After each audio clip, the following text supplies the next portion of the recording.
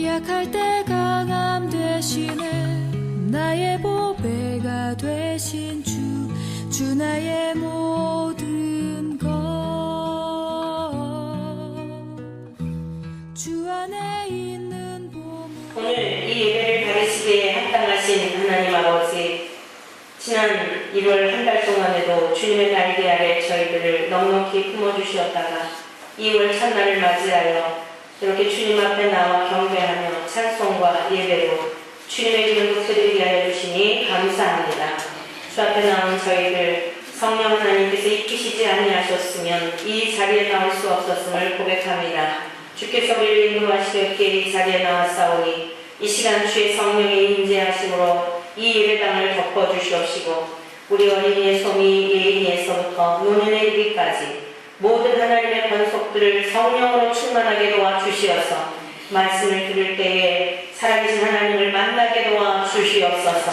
어린 생명에서 노년에 이르기까지 주의 말씀으로 충만하고 은혜로 충만하고 성령으로 충만하여 말씀 붙들고 세상을 이길 수 있도록 오늘 예배 가운데 역사하여 주시옵소서. 부족한 종을 세우셨사오니 성령님이 온전히 사로잡아 주시사 오직 성령님께서 밝히시고 깨닫게 하시고 믿어지게 하시며 우리에게 하시고 싶은 그 말씀들만을 선포할 수 있도록 성령님 주장하여 주시옵소서. 우리 모든 이들의 마음도 주님께로 집중되게 하여 주시고 쓸데없는 생각, 세상에 분주했던 모든 마음들 다 십자가에 다 못 박고 우리들의 죄와 육성도 십자가에 못 박고 주님께로만 말씀으로만 집중하도록 역사하여 주옵소서. 예수 그리스도의 이름으로 기도드립니다. 아멘. 이 복스러운 자리에 함께 하신 여러분을 진심으로 환영하고 축복하며 오늘 예배를 통하여 우리 주님께서 이 영광을 받고 계시는 줄로 믿습니다. 이 시간 들려주시는 말씀을 통하여 우리 주님을 배웠고 주님의 마음을 더욱 깊이 알게 되는 복된 저와 여러분 되시길 축원합니다. 새해를 맞이하고 31일, 1월 31일 지나는 동안 크고 작은 그러한 일들을 우리는 경험하며 그 짧은 31일 동안에도 죽고 태어나고 또 좋은 기쁨의 소식 또는 안타까운 소식 이러한 것들이 31일 동안에도 어우러져서 우리가 이거를 보내지 않았나 싶습니다.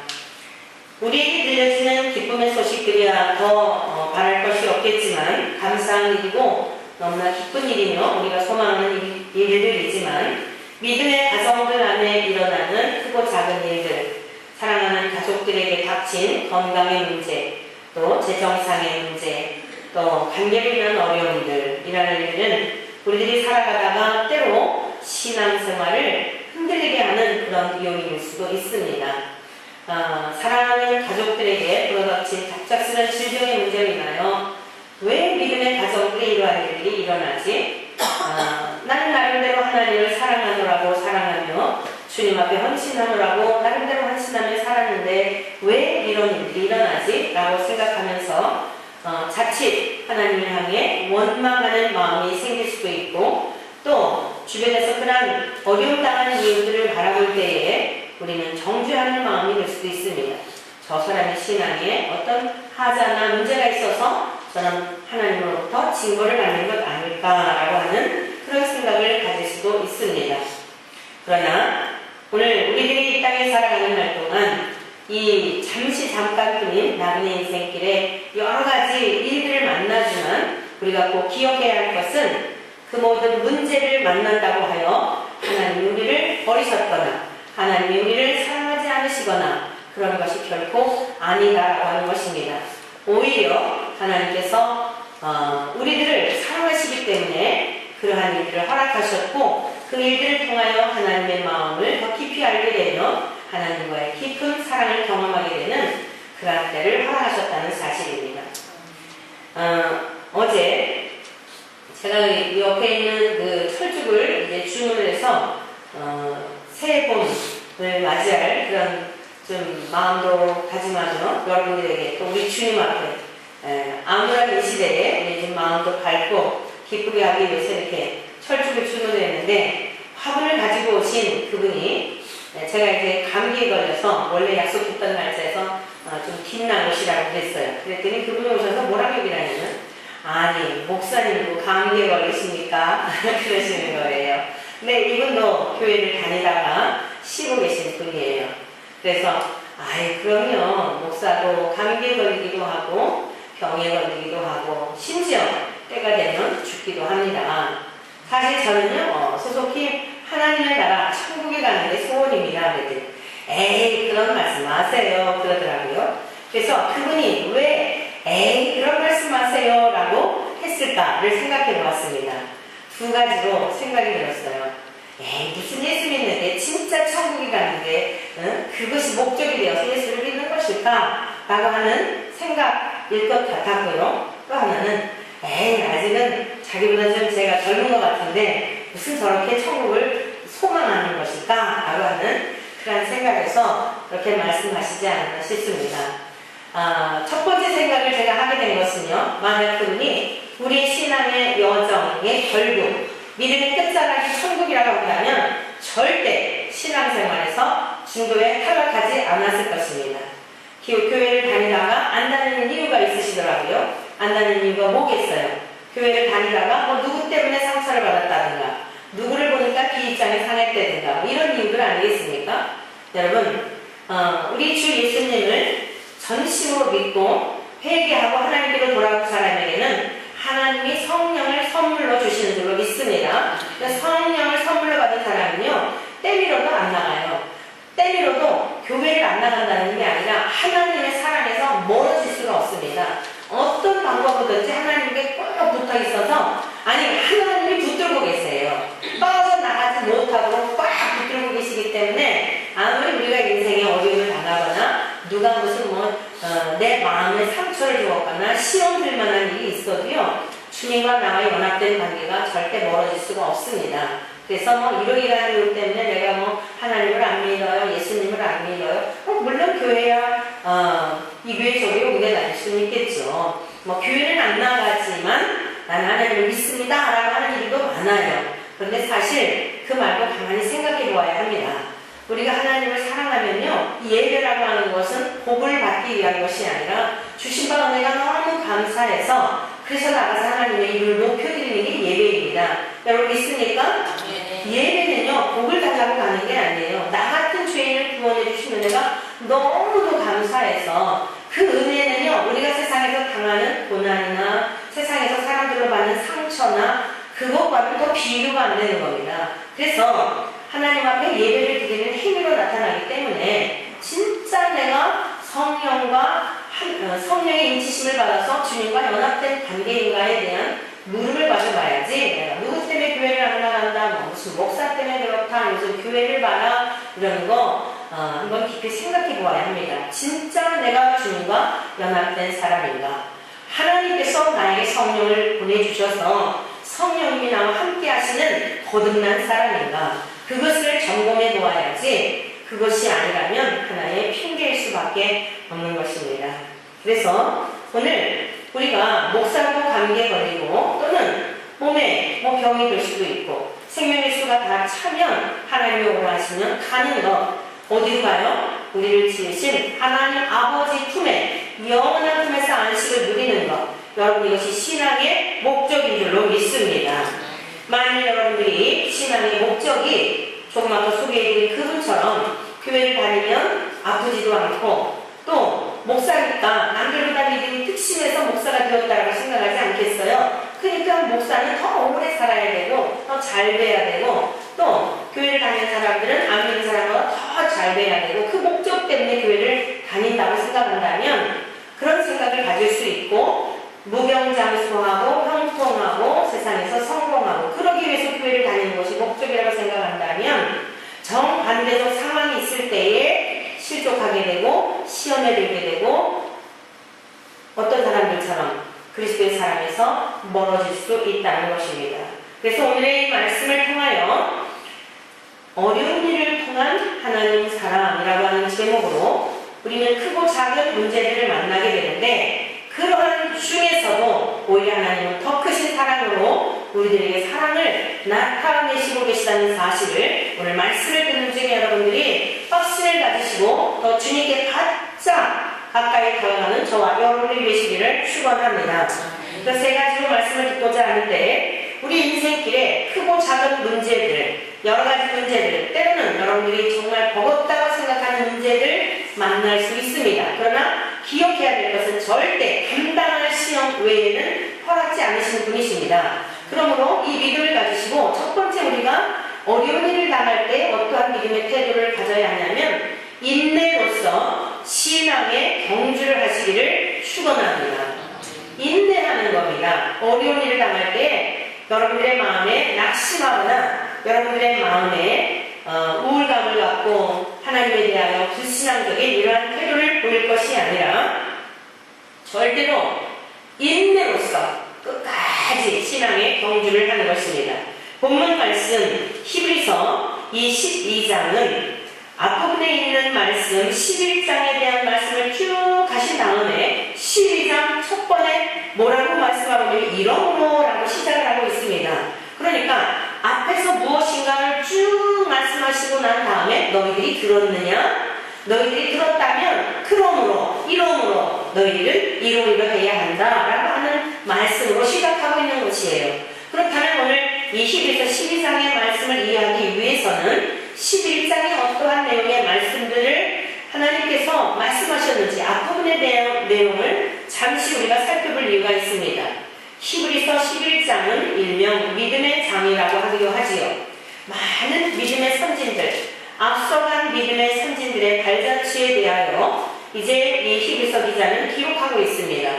특별히 우리가 33절부터 다 읽을 수는 없고요. 믿음의 선진들이 얼마나 엄청난 일들을 행하였고 얼마나 엄청난 고난을 당하였는지 33절부터 좀 살펴보도록 합니다. 11장 33절 그들은 믿음으로 나라들을 이기기도 하며 의를 행하기도 하며 약속을 받기도 하며 사자들의 입을 막기도 하며 불의 세력을 멸하기도 하며 칼날을 피하기도 하며 연약한 가운데서 강하게 되기도 하며 전쟁에 용감하게 되어 이방 사람들의 진을 물리치기도 하며 자 여기까지 보면요 얼마나 믿음의 강력한 역사들이 나타나는지를 알 수 있어요.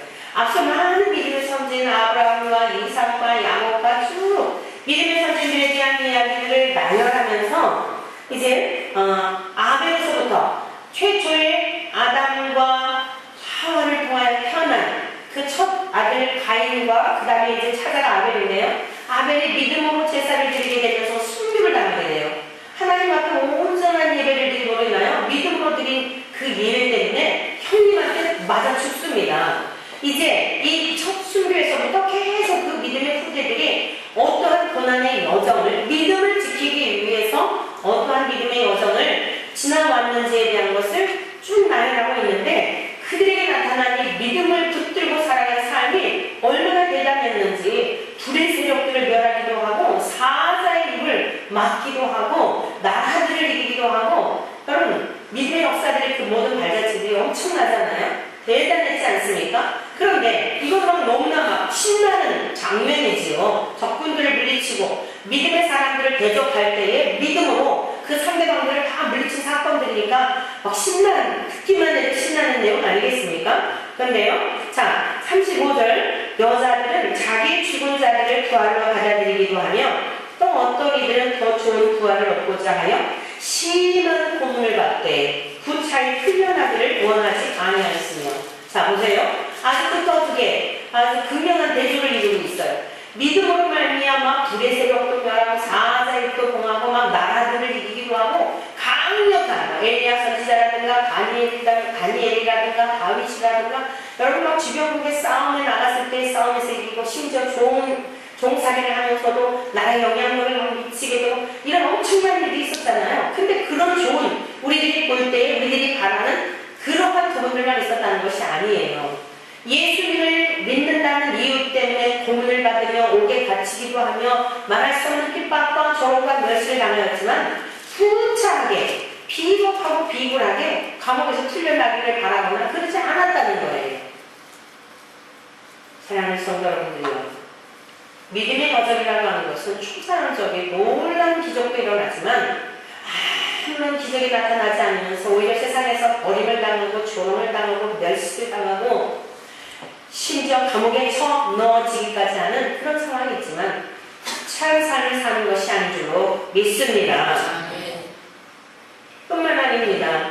또 어떤 이들은 조령과 채찍질뿐 아니라 결박과 옥에 갇히는 시련도 받았으며 돌로 치는 것과 톱으로 켜는 것과 시험과 칼로 죽임을 당하고 양과 여주의 가죽을 입고 유리하여 궁핍과 환난과 학대를 받았으니 이것이 바로 앞서 가신 믿음의 선진들의 삶이었습니다. 우리가 가난하다 하지만 믿음의 선진들의 삶을 견딜 수가 없으며 우리 주님의 가난에 비교할 수가 없는 것입니다. 우리가 예수님 때문에 조롱을 받고 핍박을 받는 것 같지만 믿음의 선진들의 발자취에 이를 수가 없으며 주님이 당하신 고난에 이를 수가 없는 것입니다. 오늘 우리들이 예수님을 믿어서 바라는 것과 너무 대조적이지 않습니까? 예수님을 믿어서 잘 되고 아프지도 않고 부자가 되고 이 땅에서 룰루랄라 즐기며 살고자 하는 마음들이 다 저와 여러분들에게 있잖아요. 목회자는 목회자로서 목회자가 무슨 소망을 갖겠어요? 그냥 진리를 선포하지만 봐라 진리를 선포했더니 이렇게 하나님이 복 주셨지 않았냐. 목회도 이렇게 막 양쪽으로도 크게 해주셔서 사이즈도 그냥 날로 늘어나가지고 이러지 않았느냐.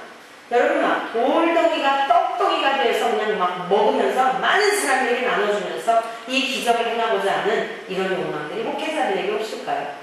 이런 유혹을 이기지 못하게 되면 수단과 방법을 가리지 않는 목회 방향으로 나가게 되고 주님은 맛도 없는 무교병을 우리에게 먹으라고 말씀하셨었는데 무교병은 맛이 없잖아요. 고난이 쓴 잔을 받으셨던 주님의 길을 따라오라고 하는데 정말 이 진리 가운데로 가는 게 얼마나 재미없는 일입니까? 유혹을 받기 딱 좋다는 거예요. 목회자들에게는 그런 유혹.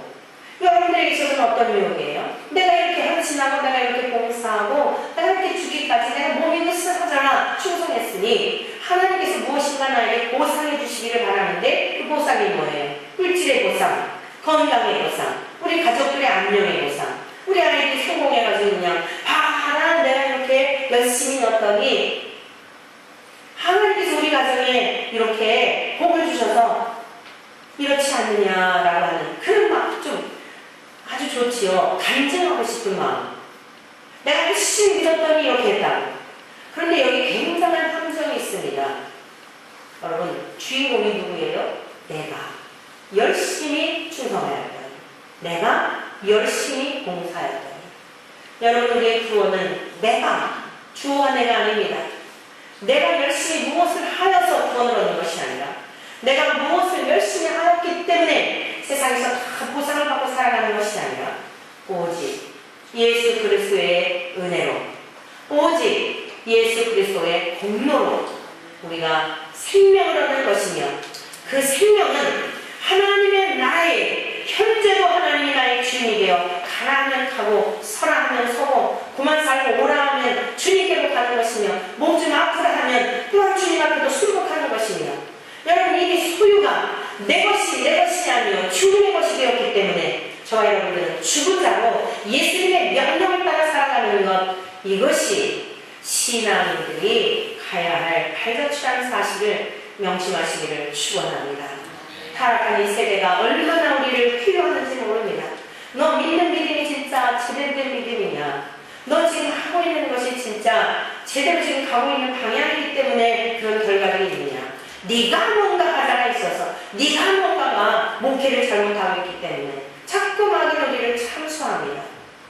사랑하는 성도 여러분들이요. 물론 우리는 하나님 앞에 전심을 다해 충성해야 하고 죽기까지 하나님 앞에 신실하게 맡겨진 일들에 대하여 목회자는 숫대와 양떼의 형편을 부지런히 살펴서 주님께로 잘 인도해야 합니다.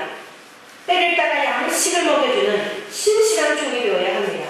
내 양을 만들기 위한 것이 아니라 주님의 양으로 때를 따라 양식을 나눠줄 자가 누구인가? 세대에 맞는 양식을 나눠줘야 한다는 말씀입니다. 그 세대에 맞는 건 이 세대에 결합하라는 것이 아니라 때가 지금 어느 때인지 지금 무엇을 준비시켜서 어떻게 주님 앞에 가게 하는 그 일에 우선해야 할지 그것을 영적으로 분별하여 때에 맞는 양식을 먹여야 하는 겁니다. 지금 막 자라나야 되는데 맨날 젖이나 주고 맨날 죽이나 주면서 홀로 서지 못하도록 하는 유아기적인 신앙으로 키우는 것은 이후에 하나님 앞에 많이 맡긴 자에게 많이 찾으신다 하였는데 분명히 하나님 앞에 눈치를 받게 될 것입니다. 이건 목회자의 여정일 뿐만 아니라 여러분들은 어떻습니까? 여러분들도 열심히 하나님의 말씀 가운데 믿음이 자라가서 여러분의 신앙의 경주를 쉬지 않냐고 경주하여 장성한 분량에 이르러 그리스도의 장성한 분량에 이르러 때에 따라 하나님께서 요구하시는 열매를 내어드리는 이런 하나님의 사람들이 되어야 할 줄로 믿습니다. 불성실하는 이야기가 아니라 우리가 무조건 믿음으로 아무런 노력도 하지 않으라는 이야기가 아니라 하나님이 우리에게 주신 기본, 하나님이 우리에게 정해주신 기준, 하나님의 말씀에 근거하여 목회자의 삶이 있는 것이고 평신도들이 여러분들은 여러분의 삶의 현장에서 동일하게 하나님 앞에 자라가야 할 이러한 하나님 우리들에게 요청하신다는 사실을 기억해야 한다는 말씀입니다. 그런데 우리는 기준이 무엇입니까? 본문 말씀 12장으로 들어가면서 이러므로 우리에게 구름같이 둘러싼 커다란 증인들이 있으니 모든 무거운 것과 얽매이기 쉬운 죄를 벗어버리고 이랬지 않습니까? 오늘 저와 여러분들을 짓누르고 있는 무거운 것과 얽매이기 쉬운 죄가 무엇입니까? 그것들을 다 그냥 가지고 다니면서는 절대 우리가 자유하는 신앙이 될 수 없습니다. 오늘 여러분들 얽매이게 하는 것들, 악습들, 끊어버려야 할 것들을 끊어버리지 못하고 쇠사슬이 되어 마귀가 요것만 던져주게 되면 그 미끼를 먹으면서 마귀가 던져준 것을 분별하지 못하고 미끼를 따라가고 있는 그런 신앙의 여정은 아닌지요. 물질을 너무 사랑하여서 그 물질 앞에 그냥 넘어지고 꼬꾸라지는 물질 앞에만 가면 작아지는 여러분들이 되어 여러분의 마음이 열리지 못하고 늘상 얽매이고 있는 이러한 것들은 무엇입니까?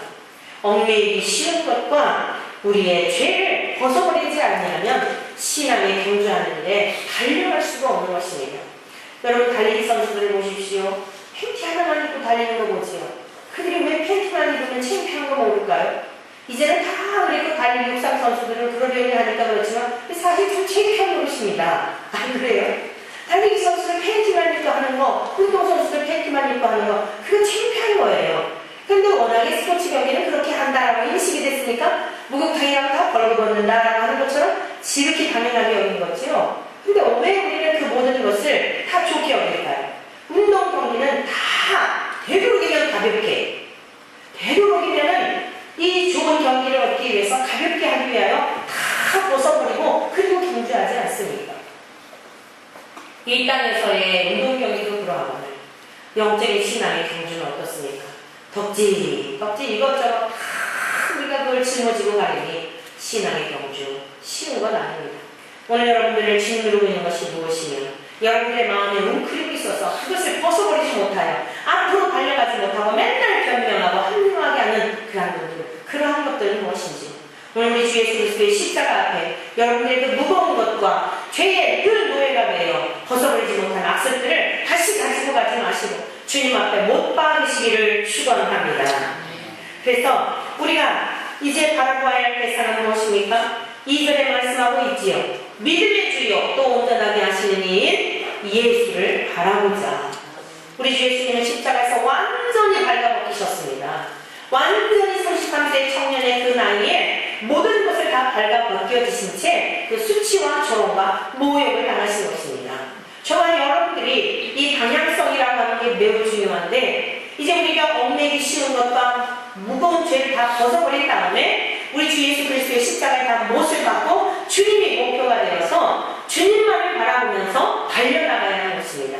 이것이 인내로서 경주하는 자의 자세인 것이에요. 왜 그렇습니까? 우리 주님은 믿음의 주인이시기 때문에 우리의 믿음의 근거가 되시는 예수님이 모델이 되지 않으면 아무리 잘 되었다 할지라도 절대 인정받을 수가 없는 거예요. 참 우리 요즘 안타까운 우리 박태환 선수 말이죠. 자세한 내용 잘 모르겠지만 하여간 그가 어떤 맞은 주사로 인하여서 양성으로 나와가지고 그가 그동안 노력했던 것들이 어때요? 많은 이 자존심도 상할 뿐만 아니라 문제가 제기되고 있지 않습니까? 좋은 성적이 중요한 것이 아니에요. 좋은 성적도 매우 중요하지만 그에 못지않게 정도로 걸어가야 하는 것입니다. 조금이라도 여지가 있게 되면 그것이 발각이 되었을 때 다 박탈당하고, 박탈당하는 정도가 아니라 수치와 수모를 당하는 것을 이 세상에서 보고 있잖아요. 하나님은 수없이 우리들에게 보여주고 있는 것입니다. 이 세상에서의 원리 불가하고는 하나님의 나라 정확하신 공의로우신 하나님 앞에 어떠하겠습니까? 사랑하는 성도 여러분들이요, 우리 주 예수 그리스도를 본받으시기를 축원합니다. 2장 18절에 보면은 우리 주님께서는요, 시험을 받아 고난을 당하셨은즉 시험 받는 자들을 능히 도우실 수 있다라고 말씀하고 있습니다. 우리 예수님께서 시험을 받아 고난을 당하셨기 때문에 저와 여러분들이 어려운 일을 당할 때에 믿음의 주에 온전케 하신 이 예수님만을 바라보게 되면 그 모든 환난에서, 모든 어려움에서, 고난 가운데서 능히 이기게 될 줄로 믿습니다. 이것이 믿음의 선진들이 걸어갔던, 승리할 수 있었던 히브리서 11장의 그 근거였던 것입니다.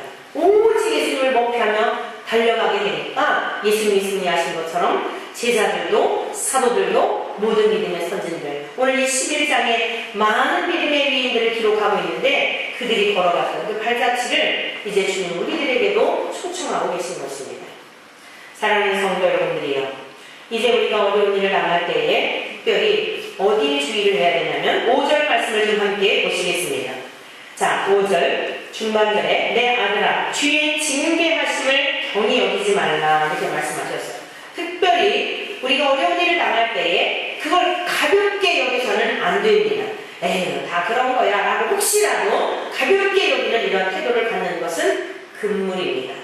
여기서 징계라고 하는 것은 꾸짖음, 교정, 징벌과 같은 이런 원어적 의미를 가지고 있어요. 하나님은 우리를 꾸짖으시는 것 같고 징벌을 하시는 것 같은 생각이 들 때에는 가만히 생각하며 하나님 앞에 왜 이런 환경을 주셨는지에 대한 물음을 가지며 마음을 겸비하여 하나님 앞으로 나아가는 자세는 성숙한 그리스도인이 가져야 될 자세입니다. 신앙의 경주를 하되 가볍게 여기지 말고 또 너무 거기에 우리가 자책하거나 낙심하지 아니하고 이렇게 오직 예수 그리스도를 목표 삼아 달려나가는 저와 여러분들이 되어 이 어떤 어려움 중에서도 넉넉히 이기게 되는 그런 승리의 삶을 살아가시기를 축원합니다. 두 번째로는 고난 뒤에 영광을 바라보는 것입니다. 지금 우리가 직면하고 있는 문제, 지금 우리가 당하고 있는 문제 뒤에 있는 하나님의 더 큰 영광을 바라보시기를 축원합니다. 문제를 만날 때 가장 경계할 것은 낙심하는 마음입니다. 낙심하는 마음. 이 낙심하는 마음은요, 이 낙담하거나 낙심하는 마음은 그 근거가 무엇이냐면 그 저변에는 어떤 뿌리가 있냐면 불신앙에서 비롯된 것입니다. 하나님을 향한 불신앙일 때 낙심하게 되는 것입니다. 하나님은 가장 싫어하시는 것이 무엇이냐면 이 불신앙이에요. 왜 우리가 이렇게 오늘 고통 가운데 처하게 되었습니까? 하나님을 향한 불신앙 때문이었어요. 하나님의 명령에 순종하는 그 순종에서 불순종의 자리에 가는 게 뭐예요? 하나님의 언약을 믿었다고 한다면 절대로 하나님 앞에 불순종할 수가 없었을 것입니다. 하나님의 말씀보다 사악한 마귀가 와서 유혹하는 그 소리를 더 크게 듣고 그 소리에 귀를 기울였기 때문에 결국 범죄한 인생이 되었으며 오늘 저와 여러분도 여전히 삶의 현장에서 그 쓴뿌리로 인하여 얼마나 수없이 많은 죄를 범하며 살아가고 있는지 모르지요. 12장 5절 그 이어서 더 보도록 하겠습니다. 우리가 징계를 받을 때에 경히 여기지 말 뿐만 아니라 그에게 꾸지람을 받을 때 뭐라고요? 낙심하지 말라 이렇게 말씀하고 있어요. 낙심하지 말라. 여러분, 고난 당한 자의 대명사를 들라면 욥을 우리가 꼽게 되지요. 그런데 욥이 당했던 고난을 살펴보게 되면요, 욥기 1장 13절 이하에 나와 있는데 얼마나 기가 막힌 고난을 당했는지 몰라요. 자, 어느 날 종들이 가서 소와 나귀를 치고 있었어요. 소가 밭 갈고 나귀를 치고 있는데 스바 사람들이 와가지고요, 지금으로 말하면 예멘 사람들인데요, 그 사람들이 와가지고 소와 나귀를 빼앗아가고요, 그 종들을 칼로 다 쳐 죽인 거예요. 그 중에 한 명이 살아남아서 주인에게 와서, 욥에게 와서 그것을 고하고 있었습니다. 말이 채 끝나기도 전에요, 또 어떤 종이 와서 말하는데 하나님의 풀이 하늘에서 떨어져서 양과 종들을 살라버렸다고 말합니다. 또 한편에서는 이제 양을 치고 있는, 양떼들을 치고 있는 종이 있었는데 하늘에서 하나님의 불이 내려와가지고 양들을 다 불살라버리고 종들도 죽었는데 그 중에 한 사람만 살아남아서 하나님 또 지음에 세우셨죠. 그리고 와서 용에게 고백하는 거예요. 자, 그뿐만이 아니라 갈대아 사람들이 세 무리의 갈대아 사람들이 와서 낙타를 치고 있었는데 낙타를 다 빼앗아가고요. 또 종들을 죽였다고 또 한 종이 살아남은 종이 와서 그렇게 이야기를 한 겁니다. 여러분, 뭐 짐승이라든가 물질이라든가 이런 것들이 손실이 되면 다시 또 회복할 수도 있고 회복이 안 되더라도 그럭저럭 살아가는 거 아니겠어요? 그런데 가장 인생에서 고통스러운 그 어려움이 뭘까요? 자식이 죽는 거 아니겠어요? 부모보다 자식이 앞서가는 거. 그런데요, 욥의 자녀들이 마다들의 집에서 음식을 먹으면서 잔치를 하고 있었습니다. 포도주를 마시는데 거친 들에서 큰 바람이 와가지고 집 내 모퉁이를 다 쳐버리니까 어때요? 그 청년들 위에 집이 그냥 무너져 버리니까 욥의 자식들이 하루아침에 다 죽은 거예요. 여러분, 이 지경쯤 되면 낙심할 수밖에 없지 않을까요? 불평하고 원망하고 하나님을 향하여 계신가 안 계신가 하나님의 존재 자체에 대한 것까지 흔들리지 않을까요? 그런데 20절에 욥은 이렇게 고백을 합니다. 욥이 일어나 겉옷을 찢고 머리털을 밀고 땅에 엎드려 예배하며. 여러분, 이 고대인들이 옷을 찢는다든가 머리털을 민다든가 이거는 회개의 의무예요. 지금 재물이 다 날아가버렸어요. 완전히 지금 알고 모르게 거지가 된 지경입니다. 자식은 여호와의 주신 기업이라고 했습니다. 이제는 자손의 대가 끊겨버려가지고 이제 완전히 욥의 대로 끝나버리게 된 거예요. 그런데 머리털을 밀고 겉옷을 찢고 하나님 앞에 가서 뭘 했냐면 예배를 드렸다는 거예요. 가능한 일일까요? 그리고는 고백합니다. 내가 모태에서 알몸으로 나왔사온즉 또한 알몸이 크리로 돌아가올지라 주시니도 여호와시오 거두시니도 여호와이시오니 여호와의 이름이 찬송을 받으실지니이다. 사랑하는 성도 여러분들이요, 이게 믿음의 사람들이 가야 할 길입니다. 아무리 고난 중에 있을지라도 아무리 다 죽어갈지라도 하나님 앞에 예배를 드리는 삶, 하나님의 이름을 높여드리는 삶, 여러분, 이것이 구원받은 하나님의 백성들이 가야 할, 걸어가야 할 믿음의 여정이라는 말씀이에요. 그러면서 이 모든 일에 욥이 범죄하지 아니하고 하나님을 향하여 원망하지 아니하니라. 그러면 하나님께서 이 성경을 기록하셔가지고 야 봐라 야곱이지? 여러분, 그렇게 하기 위해서 우리들에게 이 책을 기록하셨을까요? 여러분들이 자녀들을 보면 잘하는 일을 보면 막 자랑하고 싶어 견딜 수 없죠. 사실 성경책은요, 이런 사람이 있었는데 이렇게 해서 이렇게 하나님의 사람, 내 자녀가 되어 끝까지 신실하게 그의 과거는 연약했지만 그가 어떤 죄를 범하였지만 결과적으로 이렇게 나를 경외하면서 내가 이렇게 일을 인정해주고 이렇게 복을 주었단다. 사실은 하나님이 사랑하는 자녀들을 자랑하는 내용들로 가득 차 있어요. 저와 여러분들에게도 고난이 목적이 아니라요, 하나님께서 연약하고 아주 악하고 아주 이기적이고 그냥 욕심부러기고 나만 위해달라고 하는 얼마나 이 모든 인간들의 모습이거든. 다 자기를 신으로 삼고 살아가요. 그러니까 우리들을 예수 그리스도와 연합한 자가 되어 우리 예수님이 십자가에서 완전히 죽기까지 순종하신 것처럼 이제 우리들 힘으로는 할 수 없으니까 그 은혜를 믿는 우리들에게 성령님을 우리에게 보내주셔서 내 안에 계신 성령이 우리들을 통하여 하나님이 동일하게 이 시대에도 그 믿음의 역사가 어떻게 일어나는지 하나님의 백성들을 통하여, 저와 여러분들을 통하여 하나님의 의가 드러내고 하나님의 영광이 드러내고 친히 하나님의 가신 이들을 보시면서 아이고 내 새끼 이뻐라, 내 새끼 너무나 귀하다, 낙심할 수밖에 없는데 원망할 수밖에 없는데 이렇게 끝까지 나를 신뢰하였다니, 나를 의뢰하였다니, 아이고 이쁜 거, 그러면서 욥만 하나님이 칭찬해 주시기 위한 것이 아니라 그리고 우리들로 하여금 너무나 이 뭐라 그래요, 아주 그냥 이질감을 느끼면서 나는 하나님을 믿을 수가 없겠네, 이걸 말하려는 게 아니라 아니 너희 그 길을 갈 수 있어 라고 하는 것을 보여주시며 저와 여러분들 그 믿음의 길로 초청한다는 사실을 나와 동떨어진 그런 이야기로 욥이니까 가능하지. 아닙니다. 오히려 욥이 살던 시대에는 하나님이 성령을 보내주셨던 때가 아니에요. 하나님의 필요에 의해서 성령님을 간헐적으로 보내셨지, 오늘 우리들처럼 성령님이 아예 우리의 이 몸을 성전 삼고 처소로 삼고 영원토록 함께 하시는 임마누엘의 그런 때가 아니었다는 말씀입니다. 그러니까 오히려 지금 우리는요, 더 주님을 잘 믿을 수 있는 시대라는 것을 여러분 기억하시기를 바랍니다. 거꾸로 생각하지 마시고, 에이 이건 욥이야. 아니요.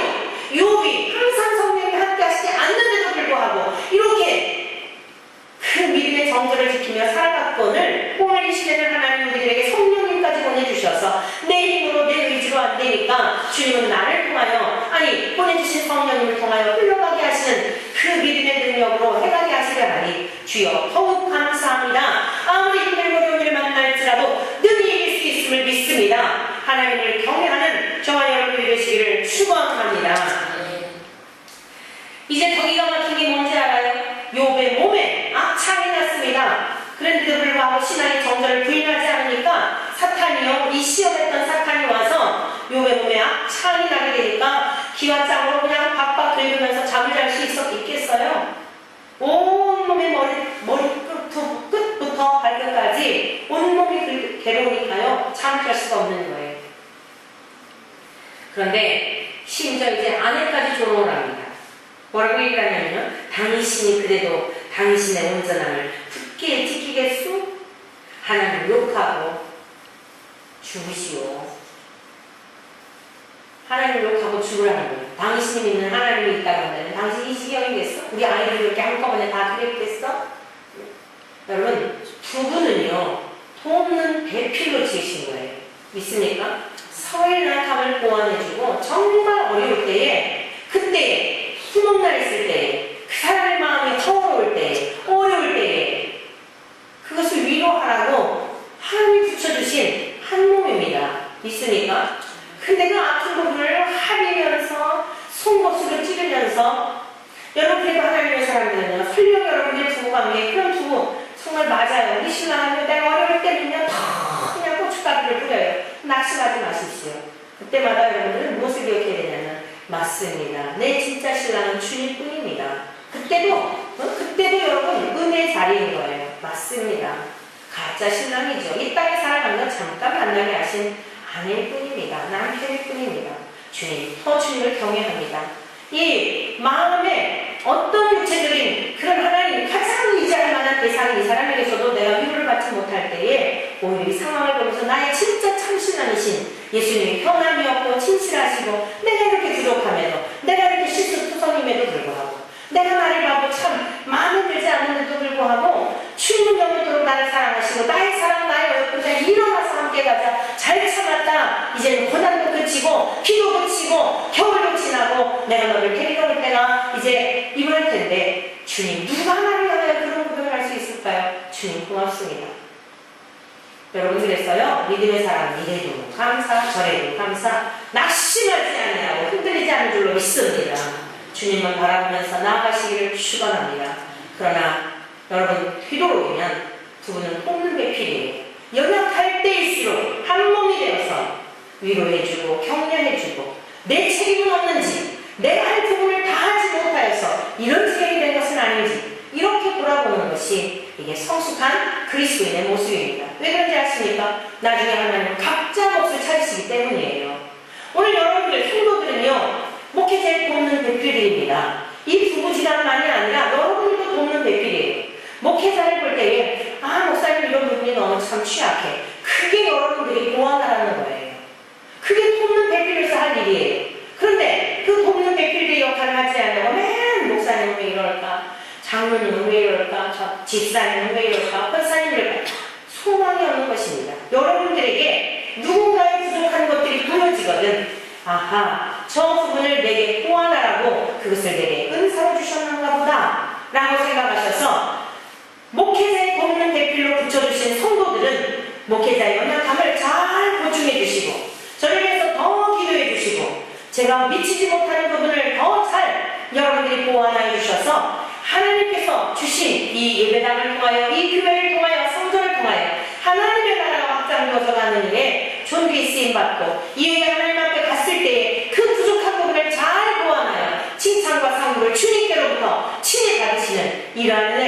우리 모두에게 있기를 축원합니다. 그래서 올해 하나님께서 우리 교회를 통하여 행하시고자 하시는 하나님의 말씀이 힘이 있어 후방하는데 구호로만 외치는 것이 아니라 우리 피차 하나님의 말씀을 붙들고 말씀대로 순종하여 놀라운 교회에 부흥의 역사가 일어나고 더 생명을 살리는 부흥도 거룩한 부흥, 하나님의 진리의 말씀대로 부흥이 되는 이러한 역사가 일어나기를 축원합니다. 아무리 여러분의 가정에서도 부부지간에도 부모와 자매의 관계에 있어서 정죄하고 참수하고 판단할수록 마귀가 박수치고 좋아하고 그것이 바로 마귀의 속성이에요. 판단하고 이간질하고 참수하는 것, 이게 마귀의 성품인 것입니다. 우리는 예수의 성품으로 하나님께서 새 생명으로 변화시켜 주시지 않았습니까? 오늘 욥의 아내와 같이 하나님을 저주하고가 죽으시오. 얼마나 부끄러운 모습입니까? 남들이 다 그럴 때 오히려 여보 조금만 인내합시다. 길이 성경의 그 여인에 대하여 달리 기록하였을 것입니다. 길이 성경이 끝나는 날까지 이 욥의 아내와 같은 악취의 모습으로 기록되는 것 얼마나 수치스럽습니까? 그리고 결국 떠나가 버리지 않습니까? 오늘 저와 여러분들이 우리 주님이 고난을 당하실 때, 우리 주님이 어려움을 당하실 때 모두가 떠나간다 할지라도 아닙니다. 주님은 정말 너무나 잘하고 계신 것입니다. 모두 다 떠난다 할지라도 저는 절대 주님 떠나지 않겠습니다. 사랑하는 성도 여러분들이요, 우리 주님의 돕는 배필로서 성도들이 그리스도의 신부인 저와 여러분들은 우리 주님의 그 향한 신앙의 정절을 아무리 고난을 당한다 할지라도, 아무리 세상 사람들이 인정해주지 않는다 할지라도 영원한 신랑이신 주님 앞에 신앙의 정절을 부인하지 않는 우리 모두 되시기를 주님의 이름으로 간절히 축원합니다. 그래서 오늘 여기 10절과 11절이 이렇게 말씀하고 있습니다. 10절과 11절, 그들은 잠시 자기의 뜻대로 우리를 칭찬하였거니와 오직 하나님은 우리의 유익을 위하여 그의 거룩하심에 참여하게 하시느니라. 사랑하는 성도분, 우리가 기억해야 할 것이 있는데요, 이 고난이라고 하는 것은 우리들에게 엄청난 유익을 주는 것입니다. 영광이 있다는 사실이에요. 오늘 여기 말씀 보니까 뭐예요? 우리가 고난을 통과하여 더 하나님의 거룩하심에 참여하는 유익이 있다는 것입니다. 이 사실을 믿으십니까? 사랑하는 성도 여러분들이요, 더 바짝 주님 앞에 다가가 하나님을 의뢰하니까 어때요? 하나님의 마음을 알게 되고 하나님께서 행하신 일들을 알게 되니까 우리들이 점점 믿음의 눈으로 바라보게 되지 않겠습니까? 그래서 고난이 우리들에게 유익을 주는 거예요. 거룩함에 참여하게 된다는 것입니다. 뿐만 아니라 11절, 무릇 징계가 당시에는 즐거워 보이지 않고 슬퍼 보이나 후에 그로 말미암아 연단받은 자들은, 이라 했어요. 연단받은 자들, 낙심하고 떨어져 나간 자들이 아니에요. 끝까지 신앙의 경주를 하며 끝까지 달려간 사람들, 그로 인하여 연단받게 된 그 사람들에게는 뭐라고요? 의와 평강의 열매를 맺느니라. 할렐루야. 어떤 환경과 상황에서도 요동하지 않는 예수 그리스도와 연합한 자가 되어 주님이 딱 버티고 계시니까 모든 고난을 당하고 나도요 흔들리지 않는 거예요. 전쟁의 위협 속에서도 생명의 위협 속에서도 모든 것이 나타난다 할지라도 흔들리지 않는 거예요. 이 세상 모든 게 다 무너지고 나 혼자 산다 할지라도 절대 요동하지 않는 것입니다.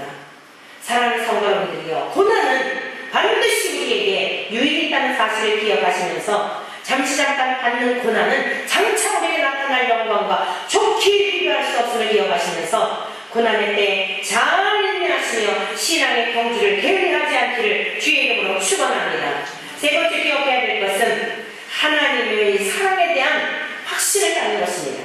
제가 서론적으로 말씀드렸죠. 보통 세상 사람들은 교회를 다니면 아프지도 않고 잘 되고 부자가 되고 형통하고 문제 없고 룰루라 놀러 다니다가, 여러분, 그것은 세상에 종교를 믿는 사람들의 행위예요. 우리는 그러한 정도를 위하여 신앙생활하는 게 아니라는 말씀입니다. 우리 신앙의 여정은 우리를 하나님의 거룩한 백성으로 잘 연단되어진 후에 저 영원한 하나님의 나라에 이르러서 이 영원토록 세세무궁토록 다시는 눈물도 없고 이별도 없고 이 세상에처럼 배신도 없고 이 세상에처럼 다 자기 땀을 숨겨달라고 하는 그런 신들이 있는 세상이 아니라 오직 그 무궁하신 사랑과 그 긍휼과 자비와 공의가 영원하신 하나님 앞에 모든 심판이 끝난 다음 하나님 안에서 영원토록 세세무궁토록 공담을 누리게 되는 그 사랑 안에 거하게 하시려고 하나님 우리 이 땅에 잠깐 두신다는 사실이에요. 이 사실을 믿으시기를 축원합니다. 그런데 이렇게 하나님의 백성으로 우리를 훈련하시는 과정이 뭐예요? 그게 바로 고난인 것입니다. 우리한테 당하는 때로 매를 맞는 것 같은 기가 막힌 징계를 받는 것 같은 그 상황에 처하게 하시는 겁니다. 오늘 본문 말씀 6절에서 9절까지 말씀이 바로 그겁니다. 주께서 그 사랑하시는 자를 뭐 한다고요? 징계하시고, 주께서 그 사랑하시는 자를 징계하시고 그가 받아들이시는 아들마다 채찍질 하십니다. 우리가 대충 믿는데도, 하나님을 아예 안 믿는데도 아무 문제 없는 거, 그거 진짜 불행한 거예요. 조금만 곁길로 가고 조금만 삐딱하는데도 하나님이 딱 철싹 때리는 것은 사랑의 징표인 것을 믿으시길 축원합니다. 사망의 길로 가고 멸망의 길로 가기 때문에 딱 때려서라도, 정신 바짝 때려서 채찍질 하셔서라도, 우리를 꾸짖고 징벌을 하셔서라도 어디 가고 있어? 제대로 가야지 하시는 겁니다. 아시겠습니까? 하나님의 사랑이 무엇인지 아시겠습니까? 아무 문제 없고 룰루랄라 하고 이것이 아니란 말씀입니다. 속지 마십시오. 마귀는 평강하다 안전하다. 구약의 거짓 선지자들을 통하여 이스라엘에서 망하게 하는 이유가 뭔지 알아요?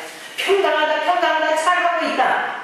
참된 하나님의 선지자는 어땠는지 알아요? 에레미야 선지자 같은 거 한 명도 회개시키지 못했습니다. 그렇게 47년 동안 다니면서 외쳤는데도 결국에는 어땠어요? 요즘 말로 말하면 한 명도 제대로 목회 못하고 인생이 끝나는 거예요. 누가 세상적인 관점으로 볼 때 성공한 목회자라 말할 수 있겠습니까?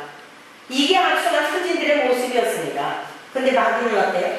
거짓 선지자는 어때요? 평강하다, 안전하다, 잘 되고 있다, 잘 가고 있다. 속지 마시기를 축원합니다. 사랑하는 성도 여러분들이요, 채찍하시는 이유, 사랑하시기 때문이에요. 곁길로 갈 때 때로는 내가 소중하게 여겼던 물질을 빼앗아 가시기도 하고, 내가 그토록 목숨처럼 아꼈던 우리의 건강에 문제가 생기기도 하고, 내가 그처럼 생명처럼 벌벌 떨었던 자식들로 인하여 내 마음이 힘들게 되는 이런 경우도 경험하게 되는데, 그것은 하나님이 나를 미워서가 아니라 사랑하시기 때문에 가장 사랑하는 그것을 건드리셔서 하나님께서는 하나님의 백성 사랑으로 우리를 세워 가신다는 사실입니다. 오늘 욥이 앞부분에 있는 말씀은 우리가 듣고 끝났다면 참 절망적일 수밖에 없겠죠.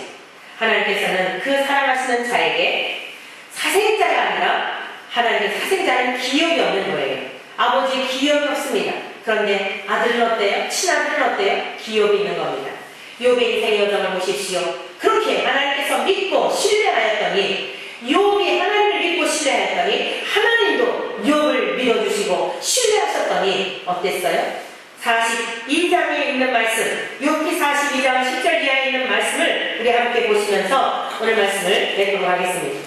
우리 함께 다 같이 욥기 10편 맨 앞부분에 있습니다. 얼마나 엄청난 복을 그가 받았는지, 이것이 하나님이 사랑하는 백성들을 향하신 아버지의 마음입니다. 욥기 42장 10절 이하, 제가 읽어드리도록 하겠습니다. 욥이 그의 친구들을 위하여 기도할 때 여호와께서 욥의 음경을 돌이키시고 여호와께서 욥에게 이전 모든 술보다 갑절이나 주신지라. 욥의 새 친구가 와가지고 얼마나 참수했는지 몰라요. 네가 이랬으니까 이렇지, 내가 저랬으니까 이렇지, 정죄하고 판단하고 참수했던 욥의 친구들, 하나님 앞에 야단받고 오히려 그들을 위해서 기도하게 하십니다. 그랬더니 욥의 음경을 돌이키셨어요. 그리고 욥에게 이전 모든 소유보다 갑절이나 주신지라. 이에 그의 모든 형제와 자매와 이전에 알던 이들이 다 와서 그의 집에서 그와 함께 음식을 먹고 여호와께서 그에게 내신 모든 재앙에 관하여 그를 위하여 슬퍼하며 위로하고 각각 캐시다 하나씩과 금고리 하나씩을 주었더라. 여호와께서, 우리 신절부터 같이 읽습니다. 시작. 여호와께서 욥의 말년에 욥에게 처음보다 더 복을 주시니 그가 양 14,000과 낙타 6,000과 소 1,000별이와 암갈비 1,000을 주었고 또 아들 7과 딸 3을 주었으며 그가 첫째 딸 여미마라 이름하였고 둘째 딸은 그시아라 이름하였고 셋째 딸은 게레바풀이라 이름하였으니 모든 땅에서 욥의 딸들처럼 아리따운 여자가 없었더라. 그들의 아버지가 그들에게 그들의 오라비들처럼 기업을 주었더라. 그 후에 욥이 140년을 살며 아들과 손자 상대를 보았고 욥이 늙어 나이가 차서 죽었더라. 할렐루야. 잘 먹고 잘 살다 죽었다고 해서 많이 들어본 내용이죠. 어렸을 때. 그런데 오늘 우리들은요, 욥이 받은 복 정도가 아닙니다. 결국 욥은 잘 먹고 잘 살다 죽은 걸로 끝났잖아요. 오늘 저와 여러분들은 믿음의 뒤로 온전하게 하시는 예수를 바라보고 살아가는 이 복을 우리에게 주신 하나님께서 다시는 죽지 아니하는 부활 생명을 허락하여 주신 줄로 믿습니다. 비록 인생길이 험한